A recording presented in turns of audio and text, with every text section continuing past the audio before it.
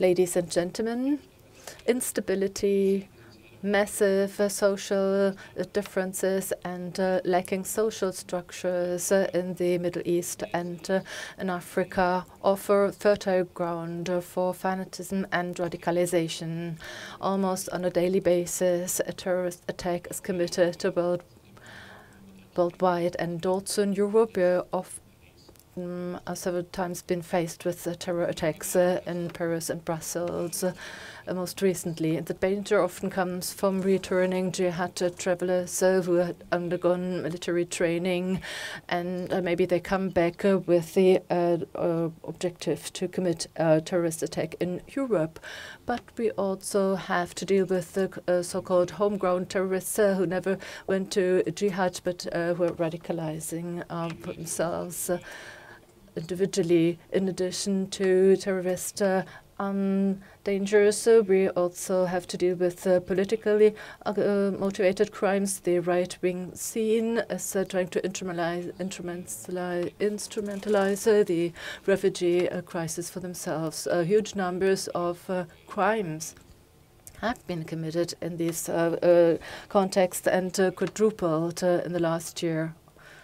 Also arson attacks have been carried out, and also the propaganda on the internet has increased.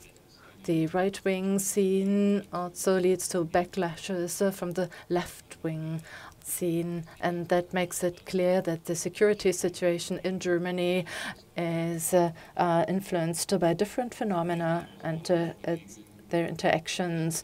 In order to address these challenges, we need a very decided and also very coordinated approach from the security forces. Repression and defense against risks and danger are not enough. We also need prevention initiatives and de-escalation. For example, the fight against politically or religiously motivated terrorism is first of all better for the minds and hearts, and we should not leave our young people alone and lose them to preachers of hatred and terrorists. So we have to keep them and convince them of the importance of our values. And therefore, in our Congress on crime prevention, we also have to speak about networks and the cooperation between different stakeholders and players and how we can reach progress in the establishment of such a